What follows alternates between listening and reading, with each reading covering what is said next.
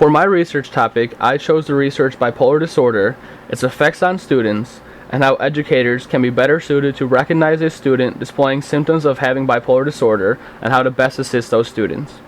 In order to recognize a disorder, an educator must first know what bipolar disorder is and what its symptoms are. Bipolar disorder is defined as a condition in which people go back and forth between periods of a very good or irritable mood known as mania and periods of depression. The mood swings between mania and depression can happen very quickly. Some symptoms of a manic period are the student will display a very elevated or irritable mood, their speech will be very loud and rapid, they will be very easily distracted and have a hard time paying attention, there will be a lowered need for sleep, they might act inappropriately, and they might have possible delusions. Some symptoms of a depressive period are that they will be in a very depressive, despairing, or sad mood. They will have a lowered interest in activities they once viewed as being pleasurable. They will be very fatigued and tired, and they might have a lowered appetite and possible suicidal thoughts. In order to better recognize a student as having bipolar disorder, as an instructor, it is essential to get to know each student personally. Many educators do not take the time to get to know their students well enough to be able to recognize when there's an emotional issue going on. And many times, the symptoms displayed are mistakenly seen as a kid being a kid, or the teacher will think that the student is just a troublemaker, unmotivated, or doesn't care about school, when in all actuality, the student actually has bipolar.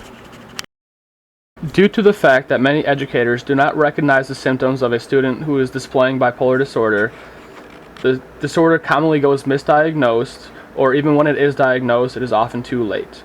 So these students fall through the cracks. Whereas if the teacher would have seen the student and recognized there was an issue going on, instead of just portraying the student as a bad student with a lack of motivation, something could have been done in time to help the student become more successful. Having bipolar disorder may cause numerous difficulties in regard to the student's learning and also behaviors in the classroom.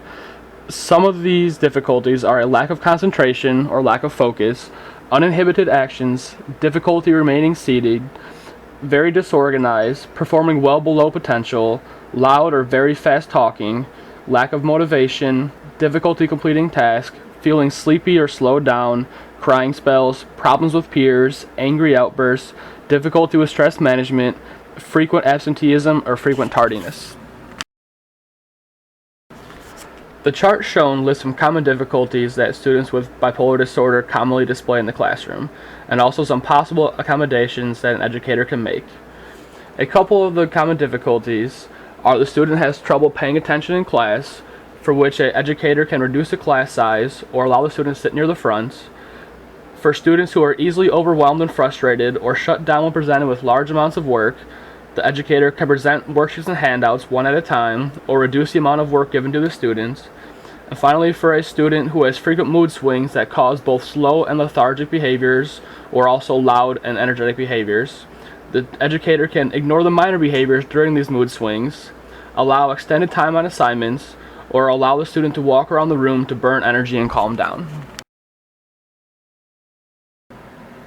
One very important aspect of assisting not only students with the disabilities such as bipolar disorder, but all students, is to build a relationship and communicate with their parents. By doing this, the teacher will be able to work with the parents and discuss what has happened at home and also what has happened at school, and consequently work on a plan that helps the student in both settings. Another important aspect is discipline. Students with bipolar may be very destructive in class, and disciplining them for these behaviors must be done with empathy and understanding, because at times these behaviors will be outside of their control. Many students who have bipolar disorder do not reach their maximum potential due to reasons that are out of their control. It is essential for teachers to become educated on the symptoms of bipolar disorder and all other emotional disorders so that they can help recognize when a student may have an issue, and they will be able to help that student achieve success with the necessary accommodations and interventions. As a student with bipolar disorder who fell through the cracks and was not diagnosed until I was 22 years old and already a senior in college before I got the proper supports put in place, I always wonder what would have happened had a teacher early on recognized that I had bipolar disorder and that the proper supports were put in place years ago.